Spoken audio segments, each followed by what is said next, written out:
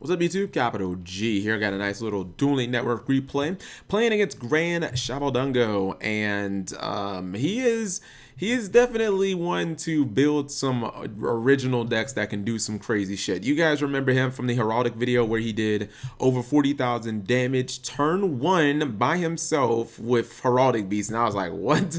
I didn't even know that deck could do that much damage, but lo and behold, he actually ended up pulling it off and completely carrying me an attack duel. So you guys see this is singles. I'm playing against him mano y mano, and I'm playing Shiranui. It's like it's a deck that I enjoy playing a lot. I open up pretty decent. Got a Maxi, Twin Twister, Solemn, like I'm going second, and Solemn to stop anything that's summoned. Twin Twister if he's playing a bunch of back row, Maxi to stop the special summons. But he opens up with Card D, and I'm like, well, probably Maxi is not going to be so good because when people play Card D, they don't generally spam the board in that same turn. Actually, almost never.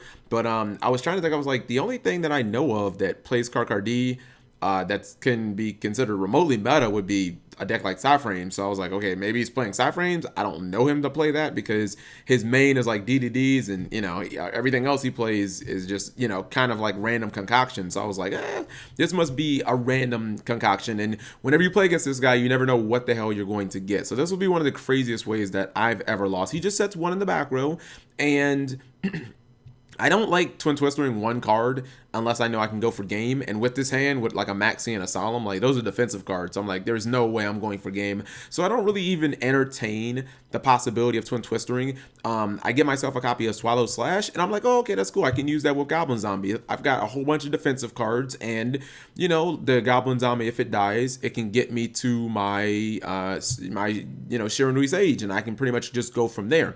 So I end up wanting to poke him down to trigger, try and figure out what he's playing, but not really getting much information here. And I'm like, what exactly are you playing, Grand Shabaldungo? During the end phase, he activates Super Hippo Carnival. This card is really good. You can actually play it in Monarchs because it summons a Hip Hippo from the deck, and then you get a whole bunch of Hippo tokens. And I'm like, well, damn, I probably should have maxed that, but hindsight's 2020. He plays Duality, and he gets Wild Nature's Release. That was the last card. And then he Regekis me, and I'm like, wait, what are you doing? Why would you Regeki a Goblin Zombie? That's a neg 1. It's just going to replace itself. And I'm like, all right, well, I'll get my Sage, and I've still got Maxi, but I'm like, I don't think he's going to go ham because his board's already full. So he activates Hidden Armory, and he mills a Scapegoat, and he ends up getting a copy of United We Stand, and I'm like, that's kind of dangerous. He activates a second Hidden Armory. I'm like, wait, you're not once returned? And he gets a second United We Stand. Now, at this point, I could probably just Twin Twister the United We Stands, but I'm like, wait a minute. I kind of want to see where this is going.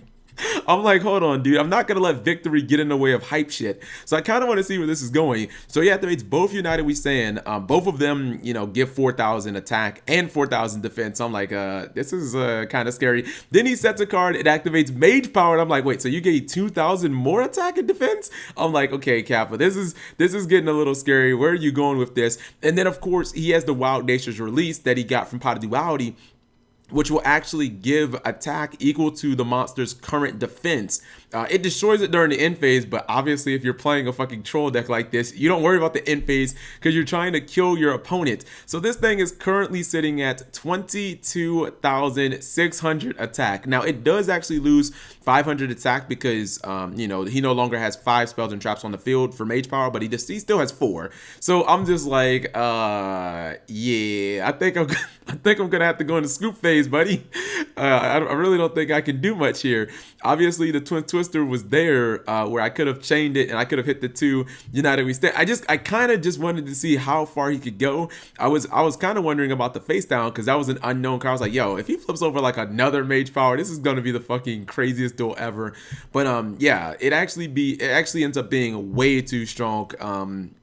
Even if we were in a tag duel, that would technically kill us because you start with 16,000 life points in a tag duel. So a little too late for the Twin Twister, but I kind of just wanted to see how far he could go with this Hip Hippo. If you guys ever watch Yu-Gi-Oh! Arc V, it's one of the most ridiculous monsters in existence, Performa Power Hip Hippo. So I end up getting OTK'd in the most ridiculous way by one of the silliest monsters Konami has ever made. But yeah, just a little silly replay that I wanted to share with you guys. Thank you guys for watching as always, and don't get OTK'd by Hip Hippos, guys.